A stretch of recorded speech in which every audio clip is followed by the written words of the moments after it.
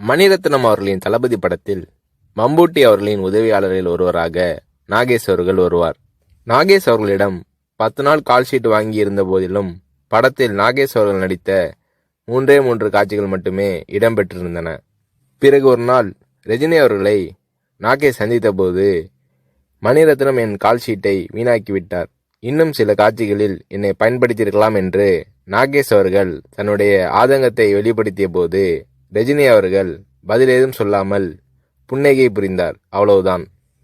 பின்னர் தான் நாகேஷ் அவர்களுக்கு ரஜினி அவர்களின் மௌனத்தின் அர்த்தம் புரிந்தது. ரஜினி அவர்களிடம் பேசிக்கொண்டிருக்கும் போது அங்கே இல்லாத 3வது நபரை பற்றி குறை சொல்லி பேசினால் ரஜினி அவர்கள் அதை விரும்புவதில்லை.